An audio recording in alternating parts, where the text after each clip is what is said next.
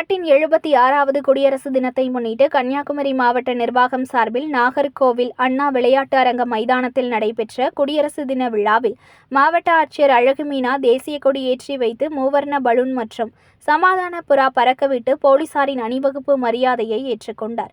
இதில் மாவட்ட காவல் கண்காணிப்பாளர் ஸ்டாலின் உடனிருந்தார். மேலும் போலீஸ் மற்றும் பல்வேறு துறைகளில் சிறந்து விளங்கிய அதிகாரிகளுக்கு சான்றிதழ் மற்றும் பதக்கங்களை வழங்கி ஆட்சியர் கௌரவித்தார்.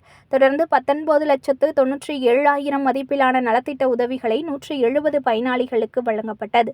சுதந்திரத்திற்கான அரசியலமைப்பு சட்டங்கள் ஆராயப்பட்டு 1950ஆம் ஆண்டு ஜனவரி மாதம் 26ஆம் தேதி அமல்படுத்தப்பட்டது. இந்தியா விடுதலை அடைந்து இறையாண்மை கொண்ட குடியரசு என அறிவிக்கப்பட்டது. அன்றிலிருந்து 76ஆம் ஆண்டான இன்று வரை குடியரசு தின விழா நாடு முழுவதும் கோலாகலமாக கொண்டாடப்பட்டு வருகிறது. 76வது குடியரசு தின விழா நாடு முழுவதும் கொண்டாடப்பட்டு வருகிறது. அந்த வகையில் கன்னியாகுமரி மாவட்டம் நாகர்கோவில் அறிஞர் அண்ணா விளையாட்டு அரங்க மைதானத்தில் 3 அடுக்கு பாதுகாப்புடன் குடியரசு தின விழா நடைபெற்றது.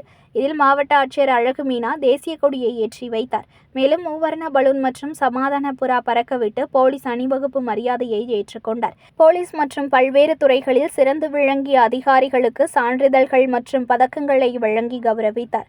விழாவில் 19,97,000 மதிப்பிலான நலத்திட்ட உதவிகளையும் 170 பயனாளிகளுக்கு வழங்கினார்.